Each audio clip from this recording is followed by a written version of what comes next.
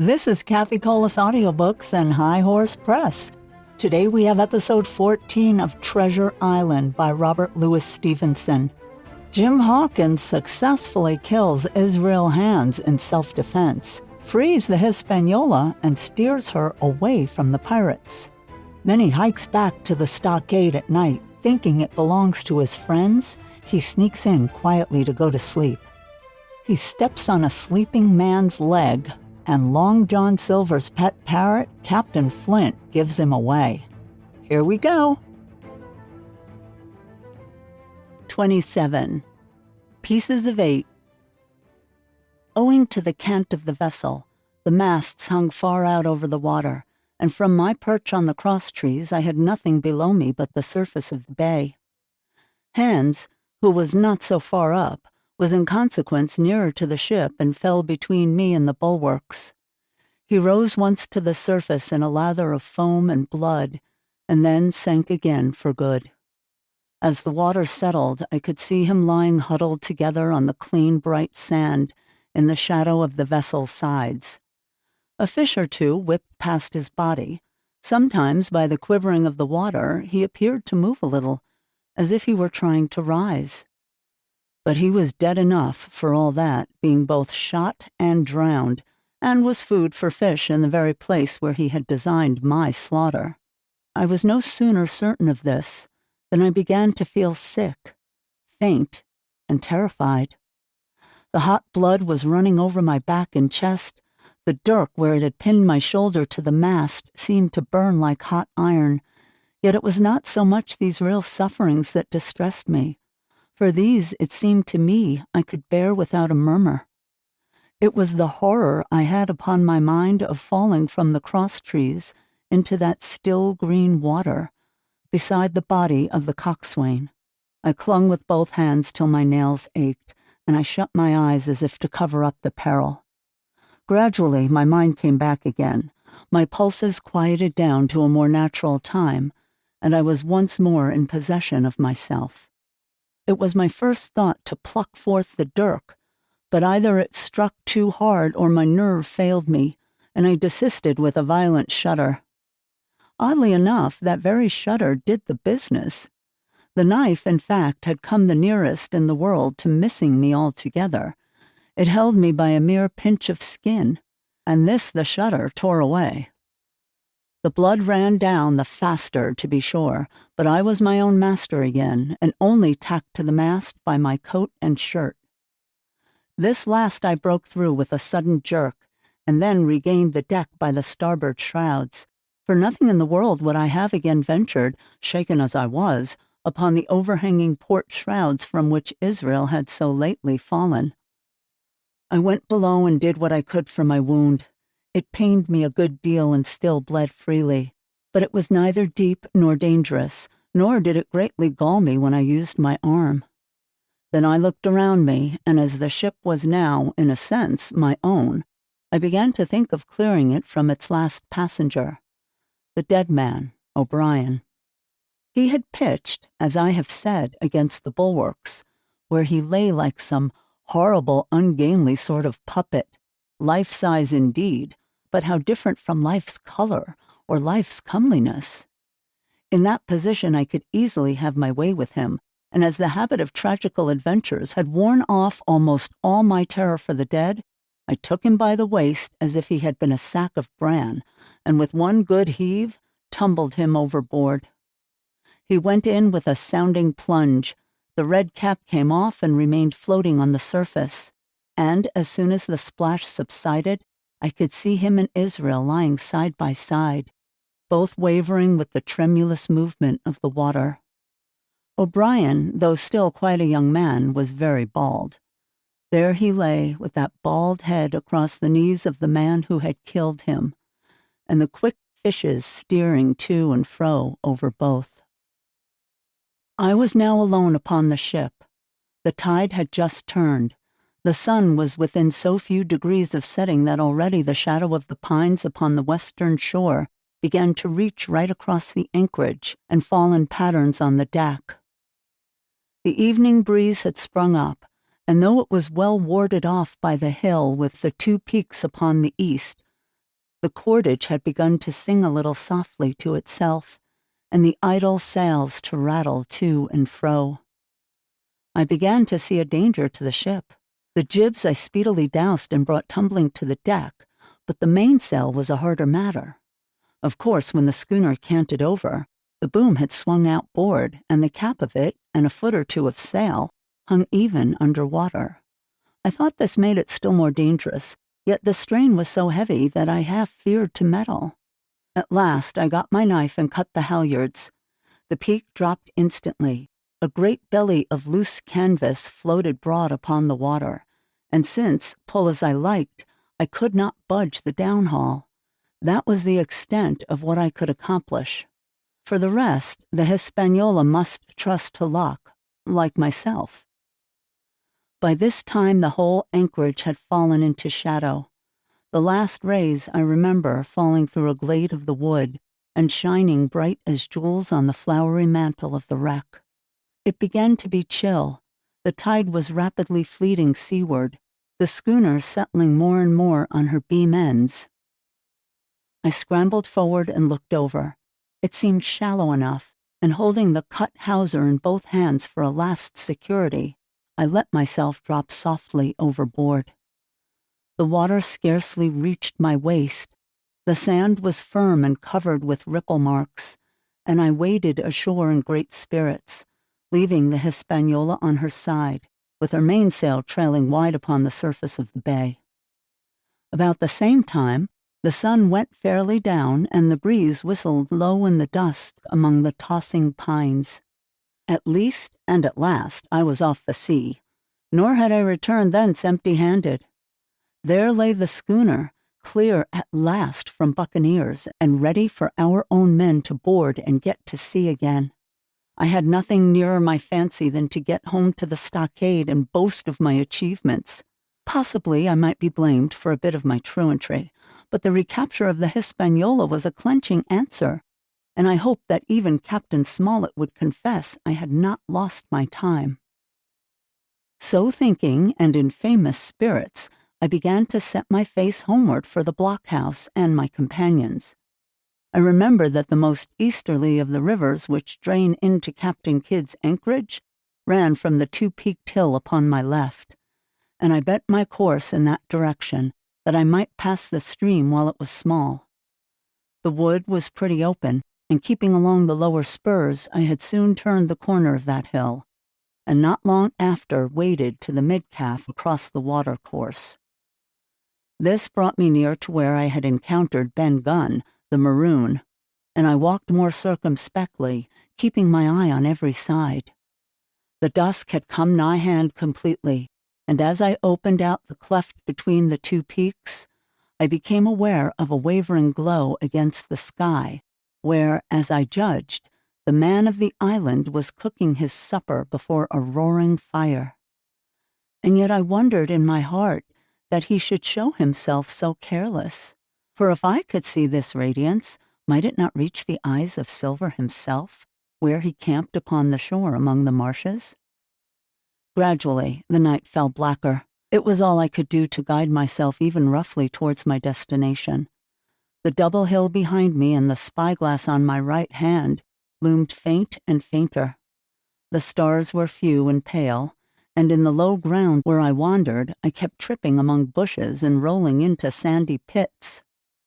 Suddenly, a kind of brightness fell about me. I looked up.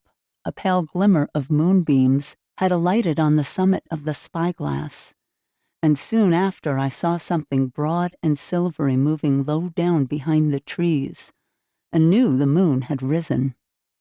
With this to help me, I pressed rapidly over what remained to me of my journey, and, sometimes walking, sometimes running, impatiently drew near to the stockade. Yet, as I began to thread the grove that lies before it, I was not so thoughtless, but that I slacked my pace and went a trifle warily. It would have been a poor end of my adventures to get shot down by my own party in mistake. The moon was climbing higher and higher. Its light began to fall here and there in masses through the more open districts of the wood, and right in front of me a glow of a different color appeared among the trees. It was red and hot, and now and again it was a little darkened, as it were, the embers of a bonfire smoldering. For the life of me, I could not think what it might be. At last I came right down upon the borders of the clearing. The western end was already steeped in moonshine. The rest, and the blockhouse itself, lay still in a black shadow checkered with long silvery streaks of light. On the other side of the house, an immense fire had burned itself into clear embers and shed a steady red reverberation, contrasted strongly with the mellow paleness of the moon. There was not a soul stirring nor a sound beside the noises of the breeze. I stopped, with much wonder in my heart, and perhaps a little terror also. It had not been our way to build great fires. We were, indeed, by the captain's orders, somewhat niggardly of firewood, and I began to fear that something had gone wrong while I was absent. I stole round by the eastern end, keeping close in shadow, and at a convenient place where the darkness was thickest, crossed the palisade. To make assurance surer, I got upon my hands and knees and crawled, without a sound, towards the corner of the house.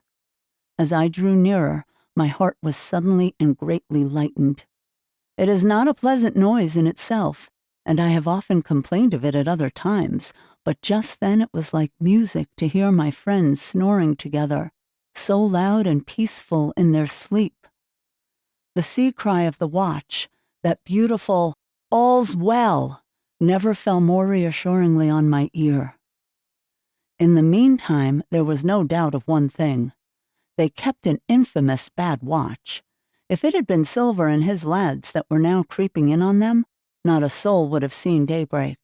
That was what it was, thought I, to have the captain wounded, and again I blamed myself sharply for leaving them in that danger, with so few to mount guard.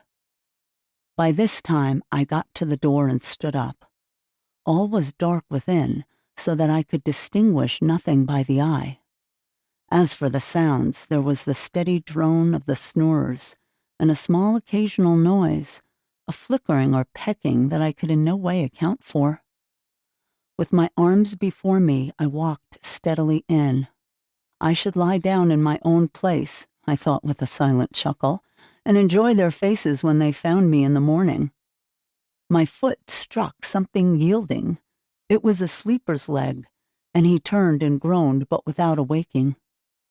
And then, all of a sudden, a shrill voice broke forth out of the darkness. "Paces of 8, paces of 8, paces of 8, paces of 8, paces of 8," and so forth without pause or change, like the clacking of a tiny mill. Silver's green parrot, Captain Flint. It was she whom I'd heard pecking at a piece of bark. It was she, keeping better watch than any human being, who thus announced my arrival with her wearisome refrain. I had no time left me to recover. At the sharp clipping tone of the parrot, the sleepers awoke and sprang up, and with a mighty oath the voice of Silver cried, "Who goes?"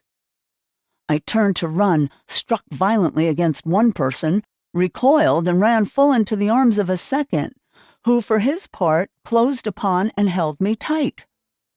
"Bring a torch, Dick," said Silver, when my capture was thus assured.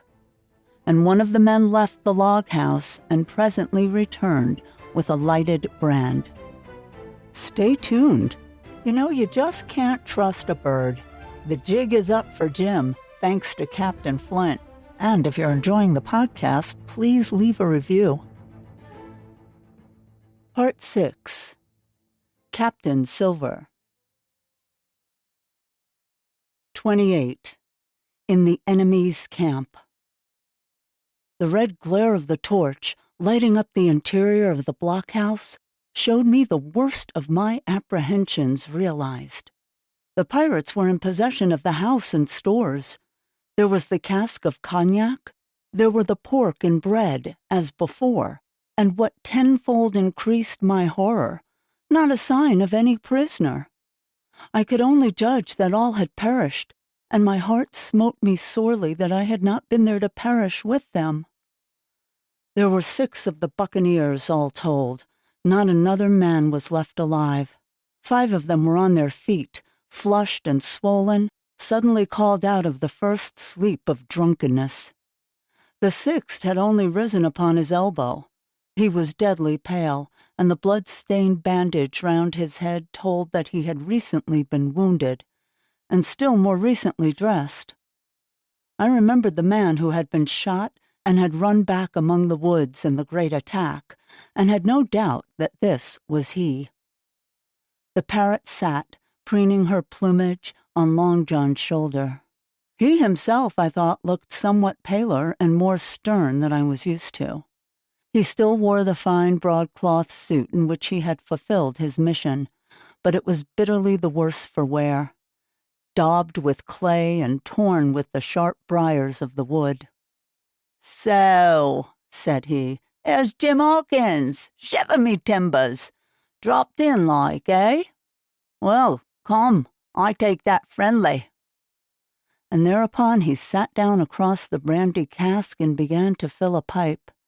"Give me a loan of the lank dick," said he, and then, when he had a good light, "That'll do, lad," he added.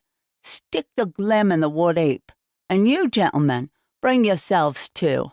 You needn't stand up for Mr. Hawkins. He'll excuse you. You may lay to that. And so, Jim," stopping the tobacco, "here you were, and quite a pleasant surprise for poor old John. I see you were smart when I first set my eyes on you, but this here gets away from me clean, it do." To all this, as may well be supposed, I made no answer. They had set me with my back against the wall, and I stood there, looking Silver in the face, pluckily enough, I hope, to all outward appearance, but with black despair in my heart. Silver took a whiff or two of his pipe with great composure, and then ran on again. "Now you see, Jem, so be as you are here," says he, "I give you a piece of my mind. I've always liked you, I have, for a lad of spirit, and the picture of my own self when I was young and handsome. I always wanted you to join and take your share, and die a gentleman. And now, my cock, you've got two. Captain Smollett's a fine seaman, as I'll own up to any day, but stiff on discipline. Duty is duty, says he, and right he is. Just you keep clear of the captain. The doctor himself is gone dead again. You ungrateful scamp, was what he said, and the short and long of the whole story is about here. You can't go back to your own lot. They won't have you. And without you start a third ship company all by yourself, which might be lonely, you'll have to join with Captain Silver. So far, so good. My friends, then, were still alive, and though I partly believed the truth of Silver's statement, that the cabin party were incensed at me for my desertion, I was more relieved than distressed by what I heard. I don't say nothing as to your being in our hands, continued Silver, though there you are, and you may lie to it. I'm all for argument. I never seen good come out of threatening. If you like the service, well, you'll join. And if you don't, Jim, why, you're free to answer now. Free and welcome, shipmate. And if fairer can be said by mortal seamen, shiver my sides. Am I to answer, then? I asked, with a very tremulous voice. Through all the sneering talk, I was made to feel the threat of death that hung over me, and my cheeks burned and my heart beat painfully in my breast. Lad, said Silver, none's a pressing of you. Take your bearings. None of us won't hurry you, mate. Time goes so pleasant in your company, you see. Well, says I, growing a bit bolder, if I'm to choose, I declare I have a right to know what's what, and why you're here and where my friends are. What's what? Repeated one of the buccaneers in a deep growl. I'd be lucky one as knowed that. You'll perhaps batten down your hatches till you're spoken to, my friend, cried Silver truculently to this speaker. And then, in his gracious tones, he replied to me, Yesterday morning, Mr. Hawkins, said he, in the dog watch, down came Dr. Livesey with a flag of truce. Says he, Captain Silver, you're sold out. Ship's gone. Well, maybe we'd been a-taking a glass and a song to help it round. I won't say no. Leastways, none of us had looked out. We looked out, and by thunder, the old ship was gone. I never seen a pack of fools look fishier, and you may lay to that if I tells you that looked the fishiest. Well, says the doctor, let's bargain. We bargained, him and I, and here we are. Stars, brandy, blockhouse, the firewood you was thoughtful enough to cut, and in a manner of speaking, the old blessed boat, from cross trees to Kelson. As for them, they've tramped. I don't know where's they are. He drew again quietly at his pipe. Unless you should take it into that head of yours, he went on, that you was included in the treaty. There's the last word that was said. How many are you, says I. To leave? 4, says he, and one of us wounded. As for that boy, I don't know where he is, confound him, says he. Nor I don't much care. We're about sick of him. These were his words. Is that all? I asked. Well, it's all that you're to hear, my son, returned Silver. And now I am to choose? And now you are to choose, and you may lay to that, said Silver. Well, said I, I'm not such a fool, but I know pretty well what I have to look for. Let the worst come to the worst. It's little I care. I've seen too many die since I fell in with you. But there's a thing or two I have to tell you, I said, and by this time I was quite excited. And the first is this. Here you are in a bad way. Ship lost, treasure lost, men lost, your whole business gone to wreck. And if you want to know who did it, it was I. I was in the apple barrel the night we sighted land, and I heard you, John, and you, Dick Johnson, and Hans, who was now at the bottom of the sea, and told every word you said before the hour was out. And as for the schooner, it was I who cut her cable, and it was I that killed the men you had aboard of her, and it was I who brought her where you'll never see her more, not one of you. The laugh's on my side. I've had the top of this business from the first. I no more fear you than I fear a fly. Kill me, if you please, or spare me. But one thing I'll say, and no more. If you spare me, bygones are bygones, and when you fellows are in court for piracy, I'll save you all I can. It's for you to choose. Kill another and do yourselves no good, or spare me and keep a witness to save you from the gallows. I stopped, for I tell you I was out of breath, and to my wonder, not a man of them moved, but all sat staring at me like as many sheep. And while they were still staring, I broke out again. And now, Mr. Silver, I said, I believe you're the best man here, and if things go to the worst, I'll take it kind of you to let the doctor know the way I took it. I'll bear it in mind, said Silver, with an accent so curious that I could not for the life of me decide whether he were laughing at my request or had been favorably affected by my courage. I'll put one to that, cried the old mahogany-faced seaman, Morgan by name, whom I had seen in Long John's public house upon the quays of Bristol. It was him that now black dog.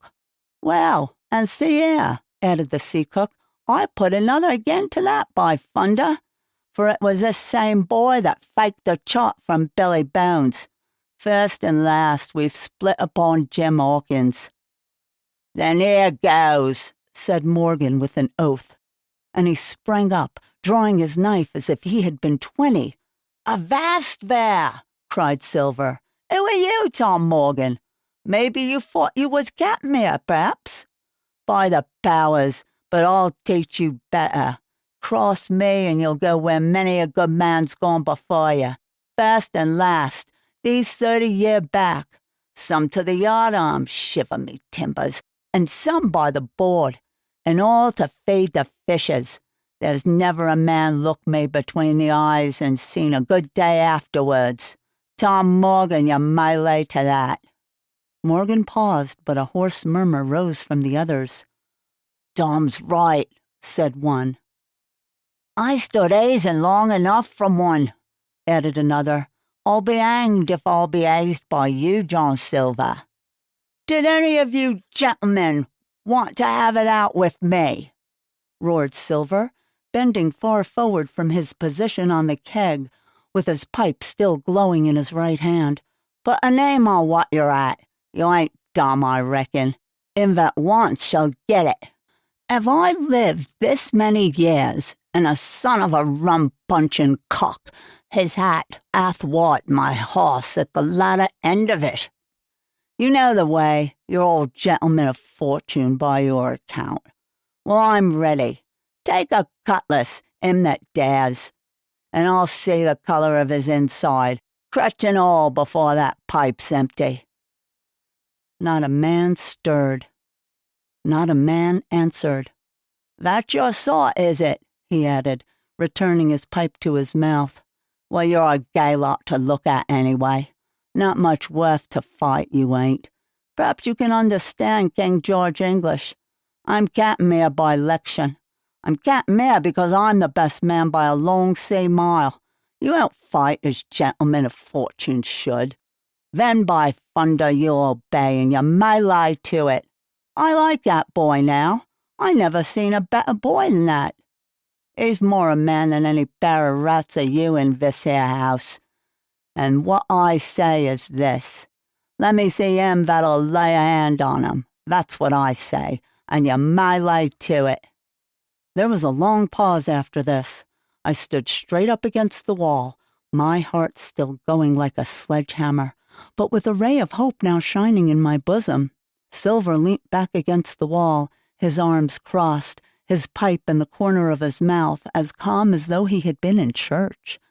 Yet his eye kept wandering furtively, and he kept the tail of it on his unruly followers. They, on their part, drew gradually closer towards the far end of the blockhouse, and the low hiss of their whispering sounded in my ear continuously, like a stream. One after another they would look up, and the red light of the torch would fall for a second on their nervous faces.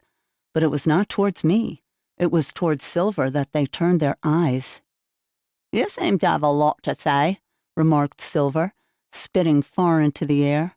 Pipe up. Let me hear it, or lie to. Ax your pardon, sir, returned one of the men. You're pretty free with some of the rules. Maybe you'll kindly keep an eye upon the rest. This crew's dissatisfied. This crew don't vally bullying a marlin spike. This crew has its rights like other crews. I'll make so free as that. And by your own rules, I take it we can talk together. I ask your pardon, sir, acknowledging you for to be captain at this present, but I claim my right and steps outside for a council. And with an elaborate sea salute, this fellow, a long, ill-looking, yellow-eyed man of 35, stepped coolly towards the door and disappeared out of the house. One after another, the rest followed his example, each making a salute as he passed, each adding some apology. According to rules, said one. Forecastle Council, said Morgan. And so with one remark or another, all marched out and left Silver and me alone with the torch. The sea cook instantly removed his pipe. Now look you here, Jim Hawkins, he said in a steady whisper that was no more than audible. You're within half a plank of death, and what's a long sight worse of torture. They're going to throw me off, but you, Mark, I stand by you thick and thin. I didn't mean to, no, not till you spoke up. I was about desperate to lose that much blood and be hanged into the bargain. But I see you as a right sort. I says to myself, you stand by Hawkins, John, and Hawkins'll stand by you. You're his last card, and by living thunder, John, he's yours. Back to back, says I. You save your witness, and he'll save your neck. I began dimly to understand. You mean all's lost? I asked. Aye, by gum, I do, he answered. Ship gone? Neck gone? That's the size of it.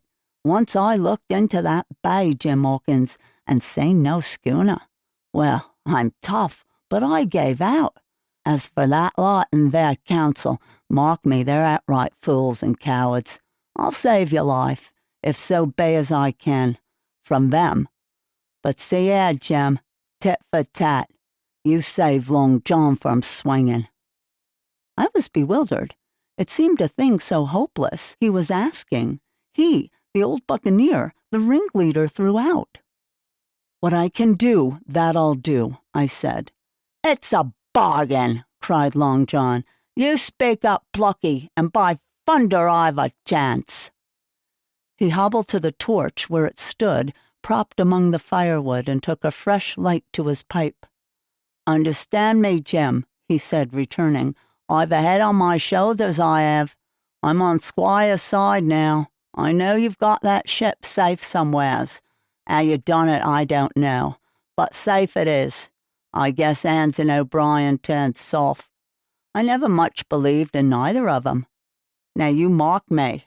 I ask no questions, nor I won't let others. I know when a game's up. I do, and I know a lad that's staunch. Yous that's young. You and me might have done a power of good together. He drew some cognac from the cask into a tin cannikin. Will you taste, messmate? He asked, and when I had refused, well, I'll take a dram myself, Jim, said he. I need a corker, for there's trouble on hand. And talking of trouble, why'd that doctor give me the chart, Jim? My face expressed a wonder so unaffected that he saw the needlessness of further questions. Well, he did, though, said he. And there's something under that, no doubt. Something surely under that, Jim. Bad or good. And he took another swallow of the brandy, shaking his great fair head like a man who looks forward to the worst. And there you have it. Don't forget to tune in next Wednesday as we continue our journey with Treasure Island by Robert Louis Stevenson. If you enjoyed this episode, please follow or subscribe wherever you listen, and leave a review to help other listeners discover these timeless stories as well. As always, thanks so much for listening.